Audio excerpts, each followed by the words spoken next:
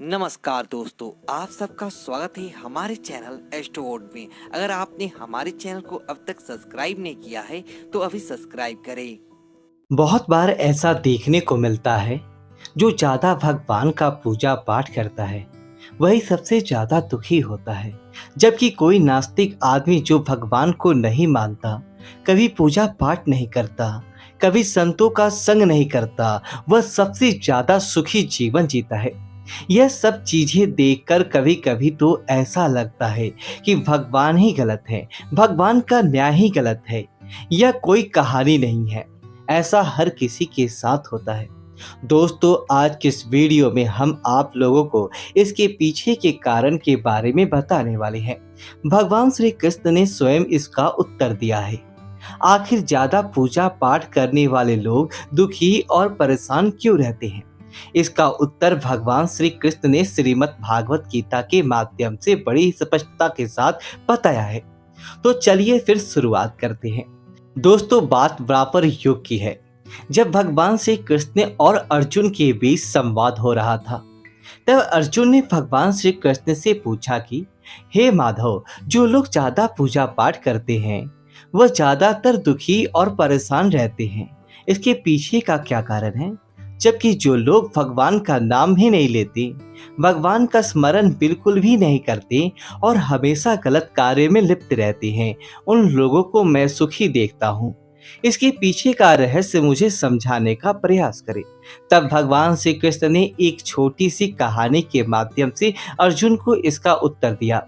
आइए जानते हैं उस छोटी सी कहानी के बारे में। दोस्तों, एक गुरु के दो शिष्य थे।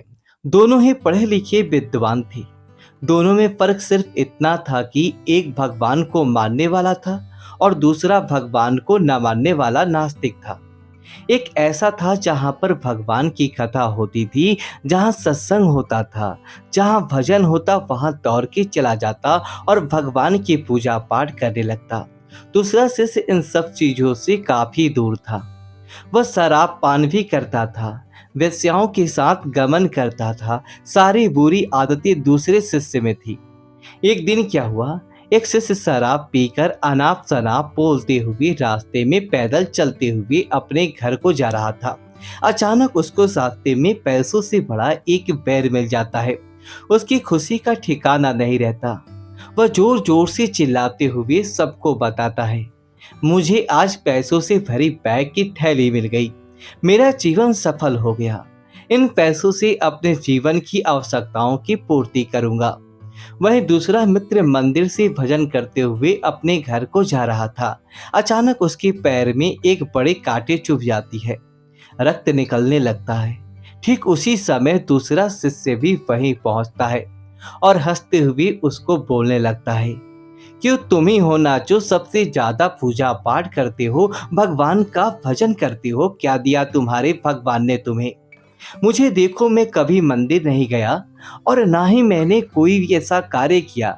मेरे कहते घर में भगवान का मंदिर भी नहीं है। मैंने कभी अपने घर में सत्यनारायण का कथा नहीं कराया, भगवान के सामने कभी माथा नहीं टेका। फिर भी मैं कितना संपन्न हूँ, अमीर हूँ, मेरे पास पैसों की कोई कमी नहीं है। सबसे ज्यादा सुखी जीवन मैं ही जी रहा हूँ। अच्छे शिष्य को उसकी बात चुभने लगी। उसने मन ही मन विचार किया, हाँ, ये तो सच बोल रहा है। मैं कितना पूजा करता हूँ और वह कुछ नहीं करता, फिर भी कितना सुखी है। इतना सोचते हुए वह अपने गुरु के पास चला जाता है और यही प्रश्न गुरु से करता है। गुरुजी मुस्कुराते हुए बोलते, भगवान जो करते हैं अच्छे के लिए ही करते हैं। जिसकी जैसी योग्यता होती है उसको उसी के अनुसार फल देते हैं।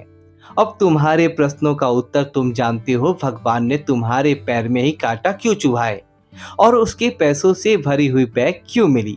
सुनो, तुमने पिछले जन्म में बहुत पाप किया था, इसलिए तुम्हारी आज मौत होने वाली थी।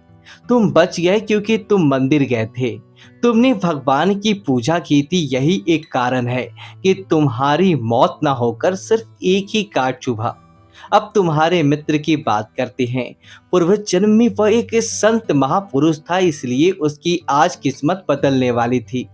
करोड़ों की संपत्ति का मालिक बनने वाला था, मगर इस जन्म में उसने कोई भी अच्छा काम नहीं किया।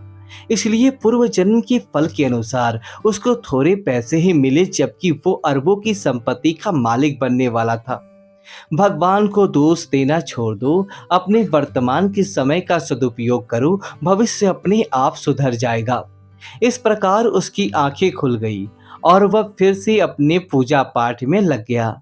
तो दोस्तों आज के लिए बस इतना ही। दोस्तों वीडियो को लाइक करें, कमेंट बॉक्स में जय श्री कृष्णा लिखें और हमारे चैनल को सब्सक्राइब करें। धन्यवाद दोस्तों।